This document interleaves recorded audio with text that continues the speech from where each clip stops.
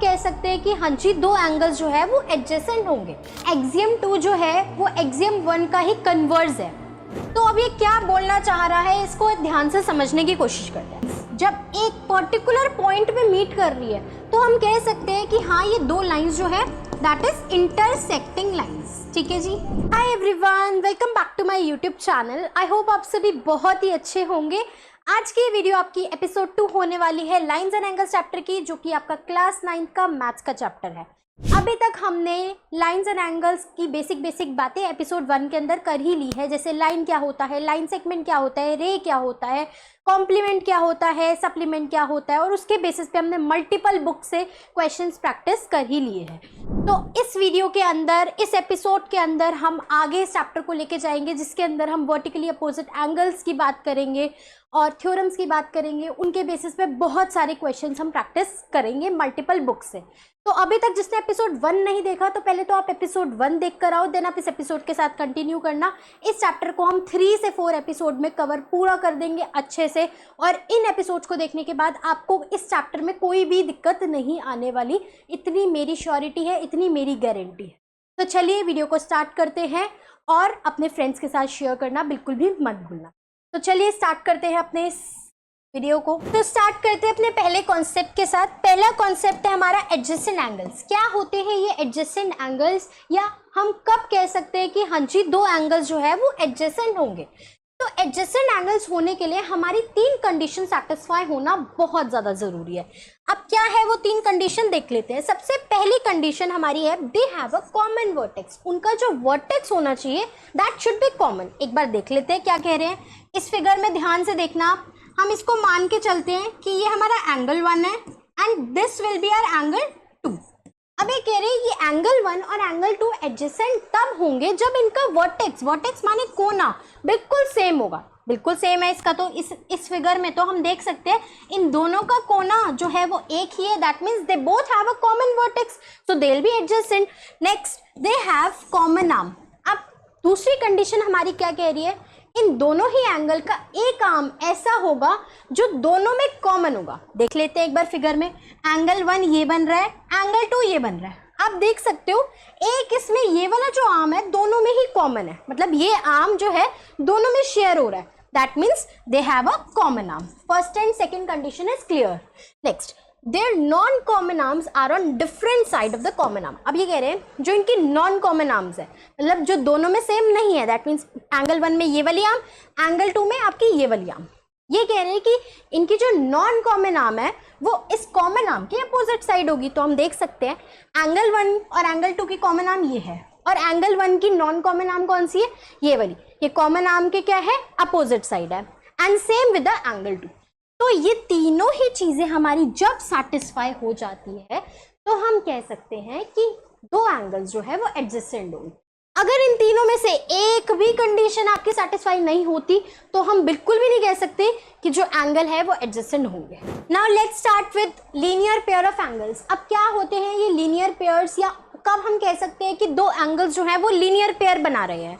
तो इसके लिए भी हमारी 3 कंडीशन सेटिस्फाई होना बहुत जरूरी है। सबसे पहली तो एडजेसेंट एंगल्स वाली 2, जैसे दे have a common vertex. Vertex जो होना चाहिए वो कॉमन होना चाहिए। देख सकते हैं आप इस फिगर के अंदर दोनों ही एंगल का वर्टेक्स जो है वो सेम बन रहा है। आप मान के चलो ये वाला आपका एंगल 1 है and this one is your angle 2।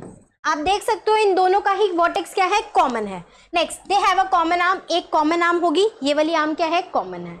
Next, there non common arms. अब जो नॉन कॉमन आर्म्स है दैट मीन्स ये वाली आर्म और ये वाली आर्म, ये क्या बना रही है, ये स्ट्रेट लाइन बना रही है। बिल्कुल सही बात है, स्ट्रेट लाइन ही बना रही है।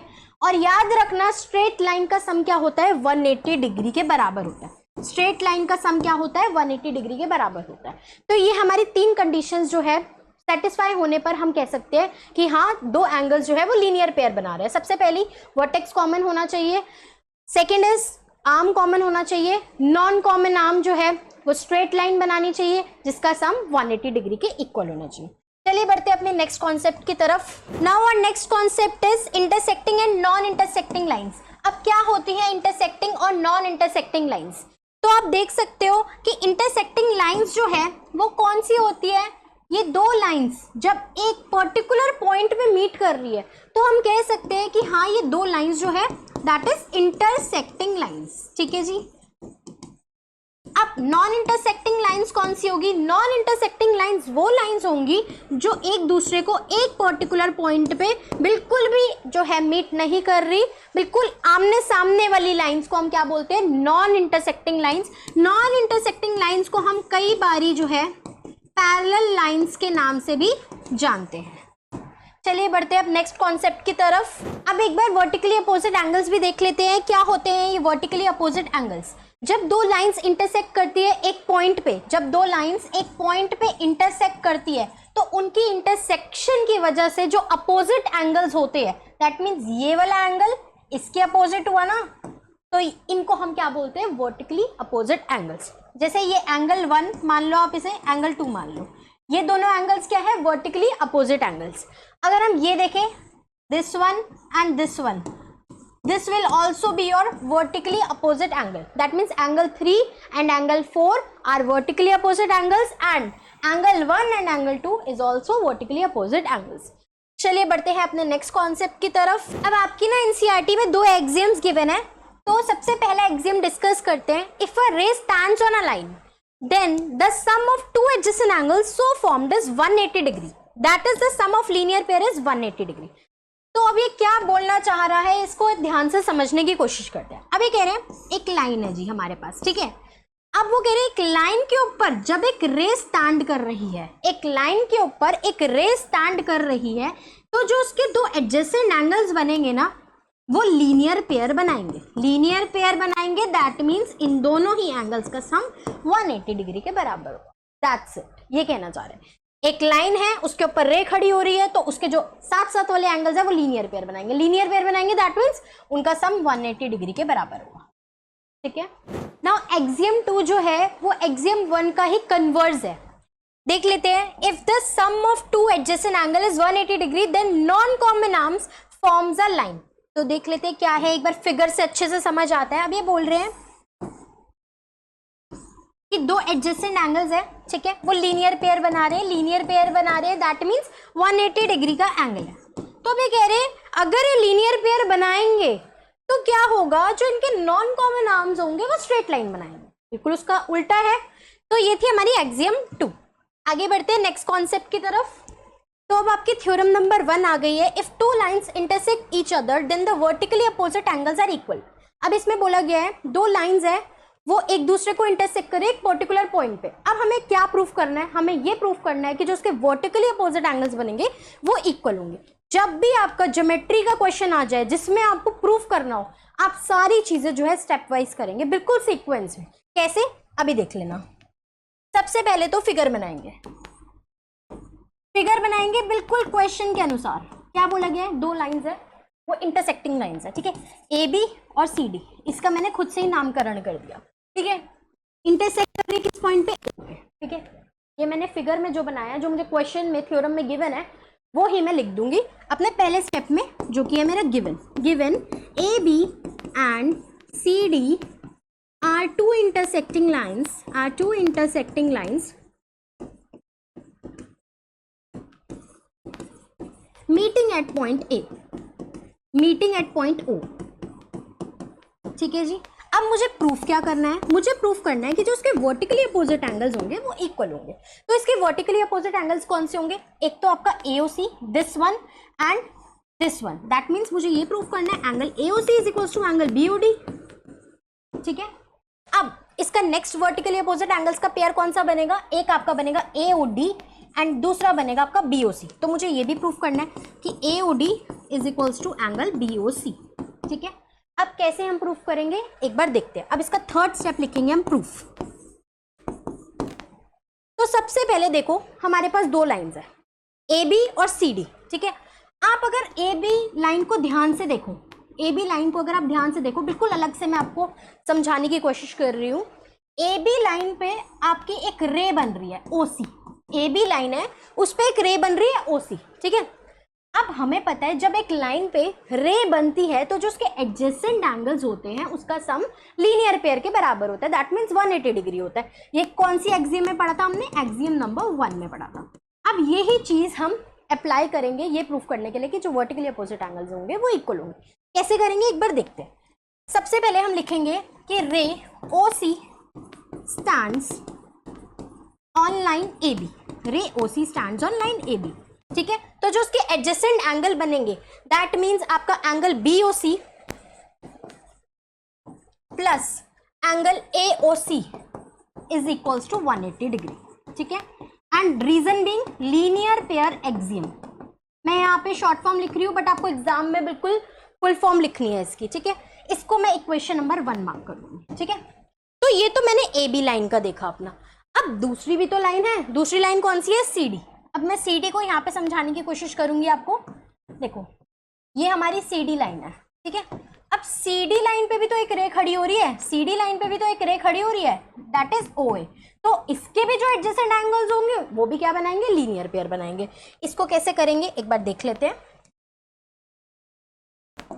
इसको भी बिल्कुल ऐसे ही लिखेंगे दैट रे OA stands on line CD, ठीक है। ऐसा है इसीलिए हमने क्या करा है कि जो उसके एडजेसेंट एंगल है that means angle AOC plus angle AOD is equals to 180 degree. इसे हम मान लेंगे equation 2 and reason being linear pair axiom, ठीक है जी। अब हम देख सकते हैं दोनों ही इक्वेशन 1 और इक्वेशन 2 का सम क्या है? 180 डिग्री के बराबर है। दैट मीन्स इसका जो RHS है वो क्या है? सेम है। तो मैं क्या करूंगी? इन दोनों इक्वेशन को इक्वेट कर दूंगी। तो लिखूंगी यहाँ पे from equation number 1 and equation number 2 we get, हमें क्या मिला? Angle BOC plus angle AOC is equal to angle AOC plus angle AOD, ठीक है जी। तो angle BOC plus angle AOC यहाँ पे आ जाएगा, angle AOC minus angle AOC is equals to angle AOD, ठीक है जी। Plus minus cut angle BOC is equals to angle AOD, ठीक है। क्या मुझे यही प्रूफ करना था? क्या मुझे यही प्रूफ करना था? बिल्कुल सही बात। BOC is equals to angle AOD, ठीक है जी। अब इसी तरीके से सिमिलरली हम क्या प्रूफ कर सकते हैं? Similarly we can proof that angle AOC is equals to angle BOD। Last में आप लिख दोगे हेंस प्रूफ्ड, हेंस प्रूफ्ड। तो इस तरीके से हम इस थ्योरम को बहुत ही सिंप्लीफाइड वर्जन में कर सकते हैं। अगर आप इस तरीके से स्टेप वाइज जो है थ्योरम को सॉल्व करेंगे आपका एक भी मार्क्स डिडक्ट होने वाला नहीं है। चलिए बढ़ते हैं हम आगे अपने कॉन्सेप्ट की तरफ। अब इसके बाद हमारी एक कोरोलरी 1 आती है, sum of all angles formed on a same side of a line at a given point on a line is called 180 degree, ठीक है। अब इसमें क्या बोला है? एक लाइन है, एक लाइन पे जितने भी एंगल्स बनेंगे n नंबर ऑफ एंगल्स, इन सब का सम जो है वो किसके बराबर होगा? 180 डिग्री के बराबर होगा। ये आपकी कोरोलरी 1 कहती है। क्या कहती है? एक लाइन पे जितने भी एंगल्स बनेंगे उनका सम क्या होगा? 180 डिग्री के बिल्कुल बराबर होगा। अब आते हैं कोरोलरी 2 पे। कोरोलरी 2 कहती है हमारी sum of all angles around a point is 360 degree, ठीक है। अब एक पॉइंट है, इस पॉइंट के अराउंड जितने भी एंगल बनेंगे वो आपके 360 डिग्री के बराबर होंगे, ठीक है। 2 कोरोलरीज पढ़ी हमने।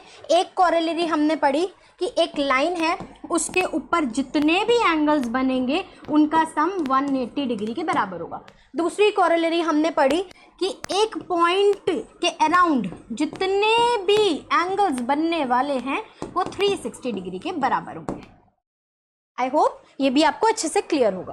अब हमारा लास्ट कॉन्सेप्ट है बाइसेक्टर ऑफ एन एंगल। क्या है बाइसेक्टर ऑफ एन एंगल? अ रे विच divides an angle into 2 equal parts. एक ऐसी रे जो एक एंगल को 2 इक्वल पार्ट्स में डिवाइड कर देती है उसे हम क्या कहते हैं? Angle bisector. एक बार देख लेते हैं। फॉर एग्जाम्पल मेरा ये एंगल है, एंगल ABC, ठीक है। ये मेरा पूरा एंगल है। अगर मैं इसी के बीच में एक रे बना दूं, मान लो BD, ठीक है, तो ये BD को मैं क्या कहूँगी? ये एंगल बाइसेक्टर है। ये क्या है? एंगल बाइसेक्टर है। मतलब ये मेरे पूरे एंगल को 2 इक्वल पार्ट्स में डिवाइड कर रहा है, ठीक है। फॉर एग्जाम्पल ये मेरा पूरा एंगल अगर 2x है तो ये आधा क्या होगा? x और आधा क्या होगा? x, ठीक है। और ये दोनों एंगल जो है वो एक दूसरे के इक्वल होंगे। That means angle A B D will be equal to angle D B C. ठीक है, क्यों? क्योंकि एक बाइसेक्टर है, दैट इज बी डी। ये था आपका बाइसेक्टर ऑफ एन एंगल। ये आपके आगे वाले क्वेश्चंस में हम और अच्छे से क्लियर करेंगे। तो अब हमारे सारे कॉन्सेप्ट्स हो गए कवर। अब हमारा है प्रैक्टिस टाइम। हम इन्हीं कॉन्सेप्ट के बेसिस पे सारे क्वेश्चंस प्रैक्टिस करने वाले हैं नेक्स्ट एपिसोड के अंदर। इस एपिसोड में हमने लगभग सारे ही कॉन्सेप्ट्स कवर कर लिए हैं जो कि आपके एनसीईआरटी की एक्सरसाइज 1 के हैं। अब हम मिलते हैं अपने नेक्स्ट एपिसोड में जिसमें हम क्वेश्चंस की प्रैक्टिस करेंगे। इस एपिसोड को अपने फ्रेंड्स के साथ शेयर करना बिल्कुल भी मत भूलना। मिलते हैं हम अपने नेक्स्ट एपिसोड में, तब तक के लिए बाय बाय, टेक केयर और अच्छे से पढ़ाई करिए।